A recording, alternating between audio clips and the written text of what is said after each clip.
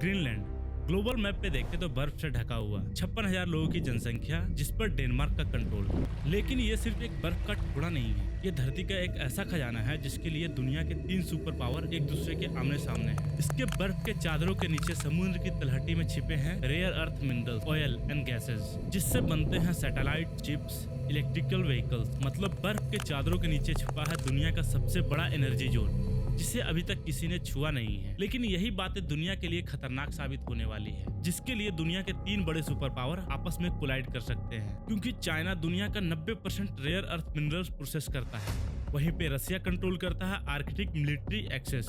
Arctic Ocean में बर्फ के चादरों के नीचे रसिया ने न्यूक्लियर सबमरीन डिप्लॉय किए हैं, और इन मोटी चादरों की वजह से इन न्यूक्लियर सबमरीन को ट्रेस करना लगभग नामुमकिन सा हो जाता है। Because if you take a look outside of Greenland right now, there are Russian destroyers, there are Chinese destroyers and bigger.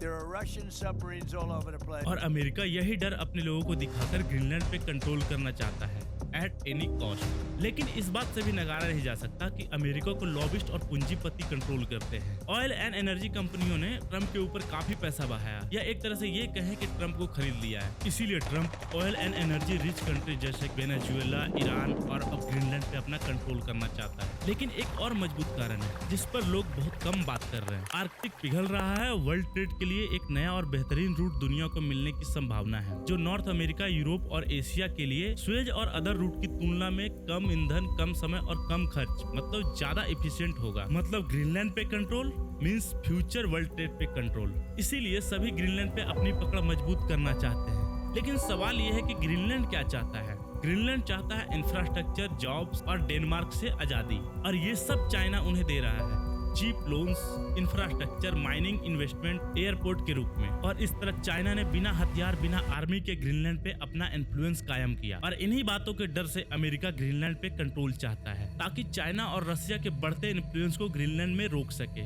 लेकिन अमेरिका ग्रीनलैंड पे कंट्रोल करता है तो पूरी दुनिया वर्ल्ड वॉर 3 के मुहाने पे खड़ी हो जाएगी, क्योंकि नाटो अलायंस का मोटो है कि An attack against one would be an attack against all. किसी एक देश पे हमला पूरे नाटो अलायंस देश पे हमला माना जाएगा। लेकिन इस बार खतरा किसी बाहरी कंट्री रसिया से नहीं, बल्कि अपने अलायंस अमेरिका से है।